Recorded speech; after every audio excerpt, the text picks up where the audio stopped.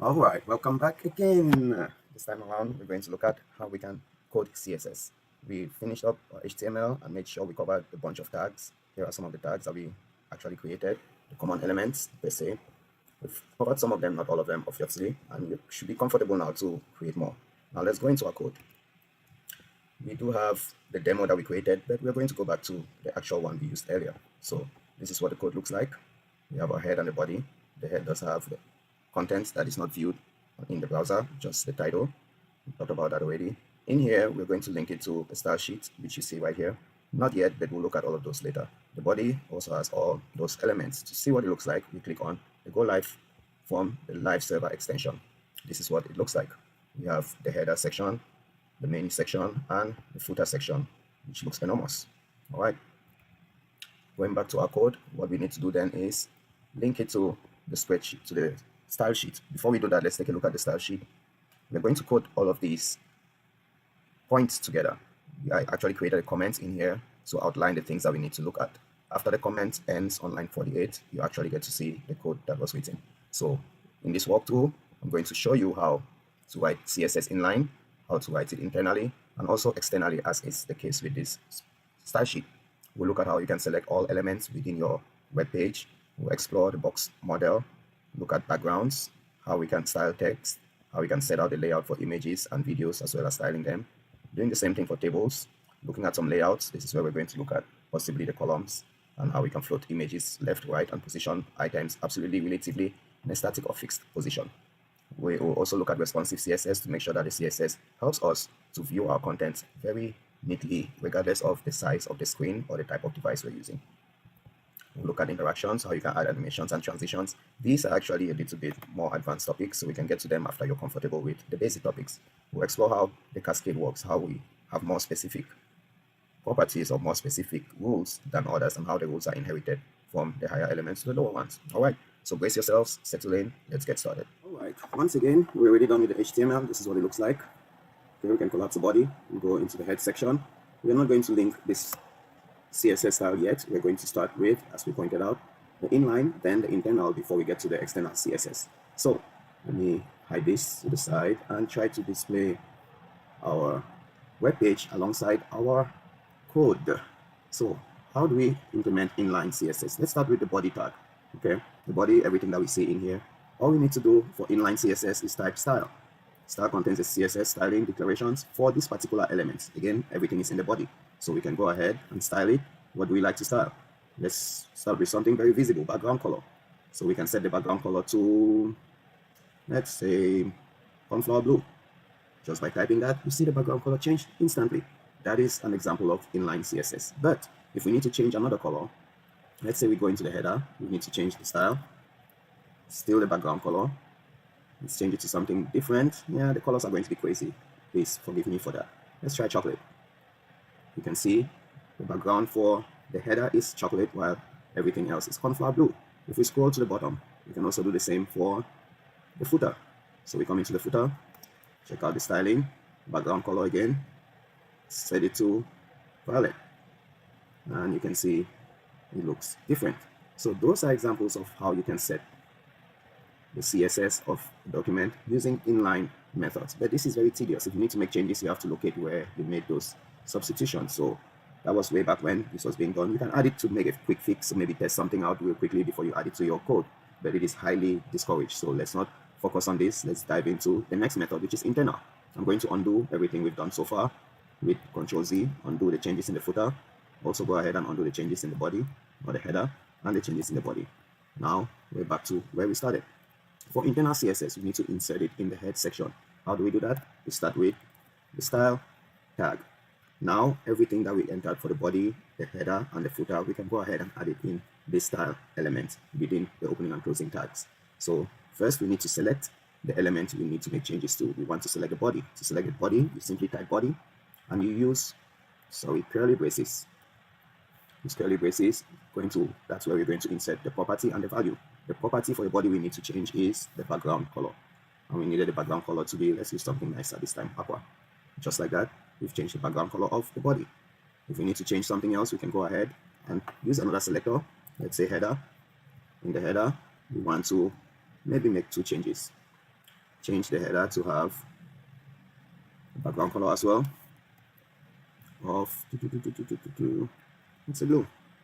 So the header has blue. Oof, that's horrible. Oh my god. Let's delete that. Instead of using blue per se, there are many ways you can change the value. So we can click on that blue icon and select a particular shade of color that we like, that works for us. As you see, when you select the color, it gives you the value in terms of red, green, and blue. Once you accept, those values are going to be shown in here. So let's leave that as is. You can see now that the background color is greenish. I don't know what color that is, but that's what it looks like. So there are many ways you can add the value of the color. Another way you can do that, let's scroll down to the bottom where we have the footer. I'm going to select that footer and use that same background color, but this time around we'll figure out another way of entering it. At the bottom here, you can see a hex number that starts with a hashtag. While you scroll down, you see the hex number changes. So for blue, you have 0000FF. F is the highest number for hex. That's and it represents blue. You have RGB. The next two numbers are for green. The next two numbers are for red. So starting from 0 and ending at FFF. If we needed just white, we can go ahead and do hashtag FFFFFF. And you can see the background now is white for the bottom. Obviously, if you wanted it to be black, you would do 000000, and it is now all black. So that's the range of the colors. You can choose whichever one you like. This is how you code internal CSS. Again, select the element you need to make changes to, provide the property you need to change, and the value for the property. There are many ways you can have the value entered. All right. So also, this is not very intuitive because you have to come into your HTML document to be able to make changes to the style. Why not just have the style totally separate? So let's go ahead and get this out of the way, cutting it. Now there's no style anymore. What we actually prefer or encourage everyone to use is to link to an external CSS file. So there are many types of links you can have. You can link to your favorite icon, icon that you see at the top left of your window or tab. You can link to JavaScript and so on and so forth. So let's link to CSS. It tells you link to Stylesheets, and it automatically went to that style.css file, and you see everything looks fine. But instead of us using this file, we're going to code everything from scratch. Before we code everything from scratch, let's walk you through what it looks like right now. Okay. Right now, if you go into the style, let's start from the very top, I believe. I should collapse this. Yeah. So the body, as you can see, has a light green background. Light green background is everything you see here in the body. The colors, the text is going to be navy. Here you have the text is navy. It looks pretty small. I can go ahead and add another property, font size. Maybe I want the font size to be 2 EM. EM is another way of choosing your sizes. M is, I'm not sure if I can describe it better, but it just tells you it's about the size of letter M, right? There you go. Indicates the desired height of the glyphs of the font, so it's scalable to M units. So you can learn a little bit more about that. So as you can see, everything looks a little bigger now, better for us to read it, okay? And we chose a font family. There are different font families you might want to choose from. If we delete that, it goes to the default for the browser and the actual user that has been set up. So if we need to change it again on line 54, font family, there are a bunch of different options we could choose from, okay, depending on which one you prefer, cursive, non-cursive, and so on and so forth. Again, there are 3 options for each one of them. Those 3 options just help you fall back on whichever one that doesn't work out, okay? So I'm going to undo everything and go back to the query we had earlier. And that's about it for the body. Everything else falls into that section. So again, background is light green, text color is navy, font size is 2 Ms. Another option is RM or REM. Those are relative M units. It's going to be relative to the screen size. So REM is actually a better option to use than the other one. Okay, let's see. Awesome. So again, using that font size, you notice that our size here actually changes. We'll look at that later on. But you could also say 2 pixels, 2 inches. You see how small it looks. Maybe 20. That's better. But then this is not relative. If you go into a screen that is smaller or bigger, it might be different. So that's it for the body. The header is an interesting one. As you can see, when we scroll down, the header stays in place. How is that possible? That's because we have a position of fixed. Again, we talk about the margin, which is outside the border. We also talk about the padding, which is inside the border. For the header, we don't care about the padding for now. Everything looks just fine. We position it to be fixed. We also added a margin of 0, so it starts at the edge. We want it to be fixed, and it should be fixed from the top left because we have those values as 0 and 0. The Z index positions it on top of all the other elements. So it's layered on top. And we want our width to be 100%. If we change it to be 80% maybe, then you see that it doesn't go all the way to the end. Again, you can decide to make it 80%, but align it to the left, align it to the center, and so on. So we don't want that for now. All right, so let's go back to 100%. The main part of the body, we added margin and also a margin at the top. The reason I added that margin at the top is because you want to be able to still see the heading or H1 once you have this in a Z index of 999. Okay, so we've looked at the header, we've looked at the main. Oops, yes, we looked at the main. We also looked at the body. Let's slide down to the footer. You notice here that there's a comma that is being used. That's because I have the footer and the div inside the footer, as you can see on here. I have them set up to display as a block and align the text in the center. So let's go to the bottom and see what it looks like. Now it has a block display. Everything is center aligned. Okay. Now what happens if I did not add the footer? Let's delete that. You notice that this section, which doesn't fall within the div, it doesn't have a div, it's still going to stay to the left. We don't want that. We want everything to be centralized. So we select everything using that comma. As you can see, so we undo that. Excellent. So you can always have the same declarations for multiple selections using a comma. And here's another example where we have a lot more selectors for the iframe that we're embedding from YouTube, the details that we use to actually have an interactive element, the list of items, as you can see here, the ordered list, H2, which you can see here, upcoming series, and that for completed as well, H4, which you can see right here, getting into IT, the paragraphs like here, and so on. We want the margin to be 30 pixels, so it's going to be surrounded with some space, with some good spacing. That's all about that. The logo image, which is all the way at the top left, we are able to select just that logo image using the ID number. So if we go back in here and check out the header, you'll see that within the nav, we did call the ID logo image. We also have a class as header image. So we want the logo image to look nicer by styling it. How did we style it? We gave it a width of 5 relative m's. You can give it a width of percentage. Let's say 5%. It's another way you can do it. That increases it a little bit. If we say 50%, it gets a lot larger. That's 50% of our screen. As you can see, it's halfway through. But 5% looks like it's a lot better.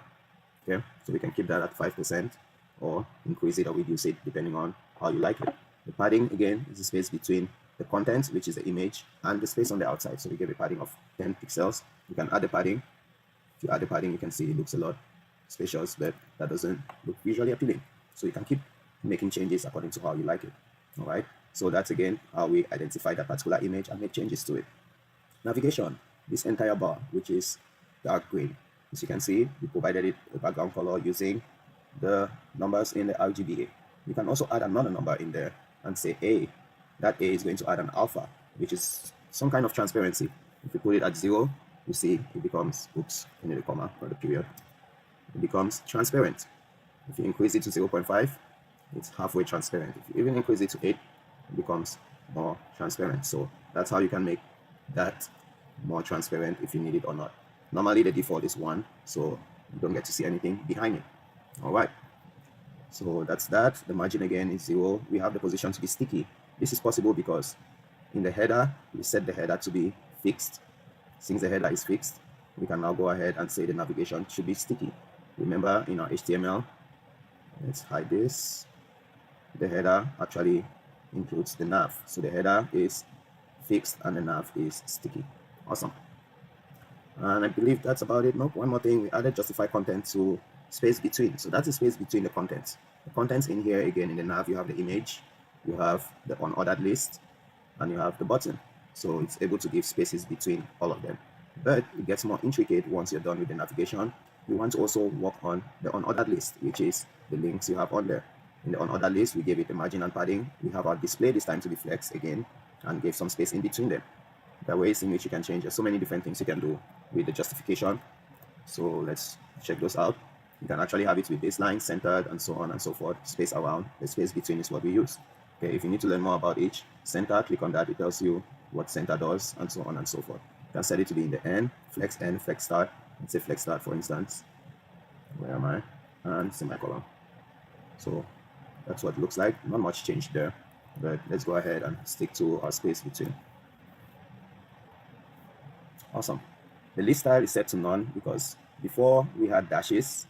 If you don't set it to none, there are many other options you can choose from. You can say circle. If you do circle, you can see there's circles in the list options. We don't need that because those are menu items. So instead of having circles or whatever, square, disc, and so on and so forth, we're going to use none so that nothing shows up in the list, so we don't get to see it. Now, A is the anchor. Remember, even though it's a list item, we also set it as link. So we don't want the link to have any underline, so we remove it by using text decoration none. We set the links to be white. Normally it's blue. We can change the color if we need. Maybe we can go to navy, and you can see it changed to navy. We can make a lot of changes in there. We can also change the font size to larger. That looks good. Maybe we can change another thing about the font weight, and so on and so forth. But I don't want to change the font weight because we went ahead and did that somewhere else. So the next selector is an alias. We're saying that for the link, when you hover over it, do all these things, okay? So when you hover over the link, set the decoration now to have an underline. So if I hover over it, there is an underline. You set the font size to be extra large, so the size increases a little bit, or not. I'm missing something there. No, it doesn't. Okay, it works for that, it doesn't work for this. Okay, which means my specification is incorrect. That's because I forgot to add another one in there. So let's copy this, paste it, add a comma. This should have not nav and a hover. We should also have unordered list in there. And within the unordered list, we have this item. I believe that should have given us, if I put it in the nav, unordered list item, blah, blah, blah. So let's check it out and see if that's what we have. Unordered list item. Or I could as well just point out to the particular item we wanted to go to. But that should have taken me to get that particular. It is working, but something is missing. It has the underline on the background, but it's missing the size. So I think we cannot change the size of that any longer. So no problem with that. We're going to disregard that and review it later. But that's how you make the hover effect to get created. Give it a background color, underline it. It's supposed to get a little bit larger, and give it a border radius. Border radius is very good because it helps your images to look modern. We'll look at those later. So this item, again, remove the margins, make sure everything is good, have some padding around them, and that's good. The button, which is what you see at the top right, it has background color of green, border radius as well of 20, margin as well, so that it doesn't hit the wall. And the color of the link is now yellow, as you can see right here. Looks good. As well as the font size is medium, and so on and so forth. For H1 elements, which is what we got here, we align the text to the center. We can align it whichever way we want. Now the image, not just this image, but every image we have in here is going to have, these are some images at the bottom, is going to have 20% radius, okay? But you'll notice that this radius, if we go ahead and do a search for radius, there are many different areas in which we set the radius, so it's not very intuitive to have the button has its own radius, we have the image has its own radius, even going to the bottom, the back of the iframe has its own radius, so we can have all of them mapped together using commas to make our life easier, so we can fix it all in one place. Just wanted to point that out using the search. So let's hide that back. We're good. Now, we did go ahead and add a marker or markup for each one of those H2 elements. We gave them an ID. So the mark ID for the upcoming right here is gray. That for the ongoing is yellow. And that for completed is orange. You can set the colors as you need. And that's about it, how we went about doing this. So the key things that we haven't talked about yet is the different styling options, okay, for the sections. So the in progress section had a background color which is a little bit different. Where is it? There it is. It's ongoing section, or in progress as I call it there. Different background color. We made sure that it blends with soft lighting. You can have different blends for your background layer. Added a filter for it to have 70% transparency, and so on and so forth. Okay, for the part that is not yet started, we added lime green color. There's an image that was inserted, as you can see at the bottom right, or should I say the right. The image is positioned to be at the bottom right. It also has a size of contain. Another option would be cover. Cover will not be a good option in this case, as you see, it looks horrible. Okay, so we did a contain value, so it's contained, everything is showed within that. And we don't want it to repeat. If we set it to repeat, it's also going to look not good. You can repeat it horizontally, vertically, whichever way, but no repeat is useful for us in this example. And that's it. The web dev image, again, we float it to the right. This is the web dev image right here. We float it to the right, give it a width and padding. That's it. Social media icons, very useful. All the way at the bottom are social media icons. They look very tiny. Remember, they used to be enormous. And that's because we gave them a width of 1%. It's relative weight to the screen size. If we set it to 10%, you see it gets bigger. If we set it to 5%, it is smaller. But 1% or 2% should work just fine for us. Okay, scroll to top. Here's a transition. We haven't implemented that yet. Again, like I said, it's a little bit more advanced for us at this level. Our Flex container, you should be able to see it in the Getting into IT series right here. And this is not loading up because I turned off my internet connection. So using the Flexbox, you can now use a Flex container that has two columns. The first column is the video that's embedded. The next column is your interactive element, that is the details and the summary.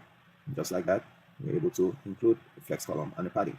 We set the margin to 0 and auto to make sure that it's centralized. Container is centralized for us and it's not one-sided. Another way we can go ahead and add columns is using a grid box. The grid box is what we used in Getting It Done. Here we have 1, 2, and 3 columns. How did we get those? We set a display to grid rather than flex in the previous one, and we use a template. The template should be one fraction of the row, another fraction of the row, and 2 fractions of the row. As you can see, the table is twice the size of each of these columns. If you add the 2 columns together, you get, or add the length or the width of the 2 columns, you should get the width of this table. And that's about it. Add a gap in between them, say 2 relative ends, or maybe 1. You see it gets smaller, and 3, and so on and so forth. Totally fine. You still have your interactive elements in there. Not very intuitive in that manner, so maybe I should have added this to FR, so it's better. There you go. Now it looks good, but this looks horrible. So let's make this 3 and see if that works. Yeah, looks okay. But if you minimize this, everything looks peachy again. All right. So that's how you can set up template. You have 3 rows. The first row has, let's say, 1/6 of the space. The second row has 1/3. The third row has half of the page. So just like that. Now let's go into the table. Where is my table? The table should be at the top right here. So the table, together with the table head and the table cells, we gave them borders with that color of salmon. We made sure the borders were dashed and have 1 pixel. That's how come we had that. You can have many types of borders. You can also have a solid border, which you can see in here, double dashes, double solid, and so on. If we take out TD from here, you can see that only the head has border. Okay, put that back in there, then it should be good. If you take out table, then we don't have an external border, we just have it inside. So you can set it up the way you want it. It's all up to you. We have the table head has a black color, the font is larger, bolder, and the background is silver. That's how come we have that. So you can set up or style your table whichever way you like, just like that. So image radius, we looked at that. The figure here, the figure included the 2 videos at the top. So we set the display to flex, justify the contents in the center, and align it in the center. That's for both vertical and horizontal alignment. That's how come you have everything aligned neatly in the center. Just like that, we're able to style the entire page, making it look really good compared to what it was earlier. From here, you should be able to open these in new tabs and go back to top just fine. Awesome. See you on the next one, which is going to be JavaScript. We're going to add some interactivity in here, but this looks not that horrible, at least, so we can get. Thank you for watching this video. Kindly like and share with others. Don't forget to subscribe to my channel for more videos. This is Vitus DK. You already know.